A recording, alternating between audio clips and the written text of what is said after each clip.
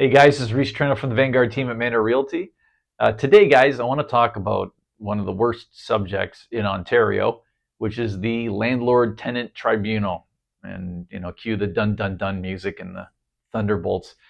For a long time, I mean, literally over 20 years, I've been trying to tell anybody that would listen at the political level that the Landlord Tenant Tribunal is broken. And what I mean by that, guys, is that if you think about what the mandate of a Landlord Tenant Tribunal is, right? It's to adjudicate on disputes between landlords and tenants. Yes, right. But what is it really, right? What is it really? It's there to protect the good landlords from the bad tenants, and it's there to protect the good tenants from the bad landlords, right? Great. Except not only is it failing to do that, it's doing the complete opposite. It rewards the slumlords and it rewards the worst tenants. And it does it on our taxpayer money. We're literally paying for this. And it blows my mind how it's been allowed to continue for 20 years and now it's at a crisis point where just to get a hearing, it takes over 8 months, right? And it's been like that for over 2 years. And you would think at the very least they would hire more adjudicators, which they're allowed to do, by the way, right? To help with the backlog. How many do you think they've hired? And they've got permission from the provincial government to go ahead and hire more adjudicators. How many do you think they've hired so far?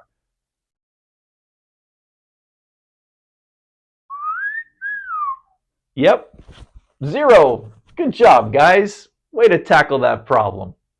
Way to ruin the fabric of society. So anyway, I gotta say, I hope that they've now been given 61 recommendations to follow. Whether they're going to follow them or not, I have very little faith. But at the end of the day, guys, as a landlord, you want to avoid going to the Landlord Tenant Tribunal. I've had over 1,000 tenants in my life, like easily, probably closer to 2,000. I've been doing this since I was 22 years old as an investor, and I've been doing this since I was 28 years old as a real estate agent, right? And we do a heavy dose as a team of just selling income properties. I've got 8 real estate agents now, and each one has a specific niche. So if you want to do house plus ADU BRRRR strategy, Stephanie Saunders on our team does that. You want to invest in condos, Sadie Morrow does that. You want to invest in 2-unit to 6-unit multifamily, Steve Derouche. And these guys, by the way, are all number 1 in their respective niches in Windsor. Greg Mael does all our larger ICI work, which is industrial, commercial, and income property, so bigger apartment buildings, etc., et cetera, et cetera. So whatever you guys want to do as far as building up your investment strategy, that's how you do it. You do it through us, you do it through specialists, and they're all in landlords themselves, right? So they understand the process from top to finish. If you're an out-of-towner, which most of our investors are, don't worry, we've got the contractors, we've got the property managers, we've got the tradespeople, et cetera, et cetera, et cetera. All right. A little bit of a tangent, I apologize. But all of us have had to deal with bum tenants, right? And when I say bum tenants, it's a little unfair, right? Some of them are bums. Some of them are taking advantage of you. But a lot of them aren't, man. A lot of them just, fell in hard times or fell into depression and started medicating with, illegal drugs. So now they got a drug addiction. There's a lot of well-meaning people that want to pay the rent that simply can't, right? It doesn't make them bad people. And you have to remember that if you want the easiest, most painless solution to a problem, right? Which is the tenant that's not paying rent. All right, so the first step is, and the first goal is avoiding the Landlord Tenant Tribunal. That's goal number 1, right? So there's ways of doing that. You want to make sure, number 1, you treat your tenant with kindness. You don't yell at them, right? Think about all 8 major religions and how all countries work. There's only 2 rules, and one of them, right, is love thy neighbor. And basically, that's basically your criminal law. And then your other law is do unto others as they would have done unto you, right? So would you want to be that tenant that wants to pay their rent but can't for whatever reasons, whatever life circumstances have hit them with? Do you want to be yelled at? Do you want to be told you're a loser and a bum? Do you want to be threatened? Because I sure don't. So why are you yelling and threatening your tenant? What are you doing? Right? That is just like contradictory to how you handle business. You treat them with kindness, right? When you treat them with kindness and they know that you're not going to freak out on them, now they'll open up to you as to what the problem is. Now if you know what the problem is, now you can work on the solution together.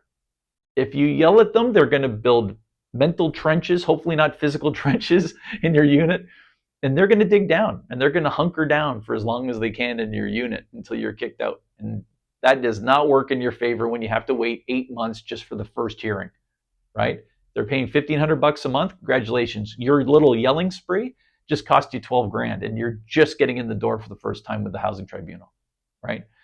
So guys, what you want to do in order to create a win-win situation between you and the tenant is you want to make sure they have enough money to move out, right? And sometimes they'll go and start new and they'll do first and last with somebody else, great. But a lot of times they end up grabbing roommates or they move to much smaller units. Maybe they were in a 2-unit with you, they'll move to a bachelor unit, something they can afford. In other words, you're creating solutions not just for yourself, but for the tenant, right? So you want to work together on this. You want to think of it in those terms. Now, a lot of tenants, and remember this, every human being on the planet thinks they're a good person. Everybody. The tenant also thinks they're a good person. Well, they're not paying rent, right? So when you're talking with them or you're in the same room as them, it's a reminder that maybe they're not as good as they think and they lash out at you. Now, it's important to note that when they lash out at you, they're lashing out because they want to feel better about themselves. It's not about you, as my wife would say. She's a psychology professor. It's not about you. Their behavioral reaction is because they're feeling bad about themselves when they're around you because they know they owe you money and they're failing to live up to their obligation of a very important bill, which is the rent, right? It's important that when they lash out at you that you don't take the bait and lash out back because that's exactly what they want so they can feel nothing for you but negative energy. So now it becomes, screw you, landlord. You're a jerk and you just proved it. Screw you, right? So if they lash out to you, you continue to treat them with kindness and you speak to their moral center, right? So I had a tenant very recently, 3 years ago now, that all of a sudden wasn't paying his rent. The pandemic was just starting and he wasn't paying his rent. And I had a heart-to-heart with him. I didn't yell at him, had a heart-to-heart with him. He opened up to me when we had a couple Timmies that he's become addicted to OxyContins through an accident at work. He was a carpenter. And this is very common with construction workers, right? They get injured at work, doctor gives them 800 freaking OxyContins and they get addicted. So now I got a problem. We're going into a pandemic where you're not going to be allowed to evict anybody. And I got a guy who's hooked on drugs and no longer has a job, right? Because everybody's shut down. So how the heck, how am I going to solve this, right? So I had a heart-to-heart with him. He ended up lashing out at me, not at the heart-to-heart, but afterwards. And I said, hey, come on, John. I've always been gracious with you. I know you're having problems right now. Let's just continue to work on it so that we can both get out of this situation. When I treated him with kindness, instead of him lashing out, you know what happened? Grown man.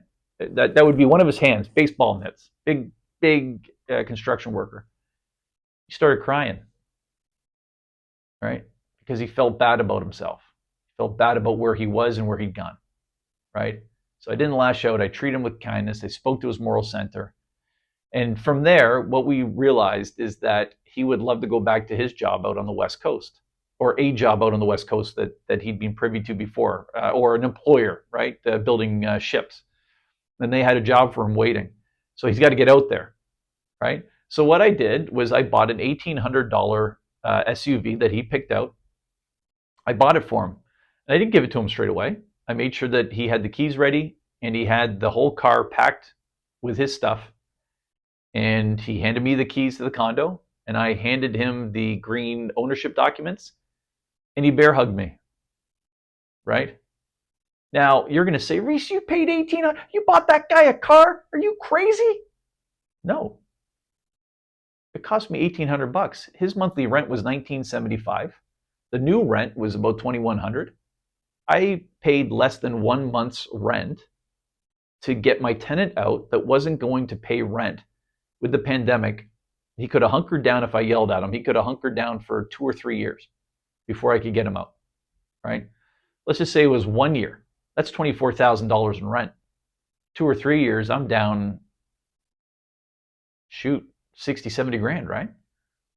$1,800, guys. Which one would you choose? Right? We call that the price of doing business, right? Think about any business out there. You're a business person now. Any business out there has loss. It has bad debt. It has people that don't pay their bills. That, somebody that dines and dashes or whatever, or breakage. You dropped a couple of plates on the floor. There's always loss in business, guys. So when you're a landlord, expect a little bit of loss, right? And it's not all the time, and it's not every year. But when it happens, you got to handle it like a pro. You got to handle it like a businessman, not like somebody that, punched your daughter in the face. Then by all means, lash out, right? But this is business. You got to think like Spock, man, right? And you got to speak to them, right? How can I help them move out? They clearly can't pay rent. How can I help them move out of my place? Does that make sense?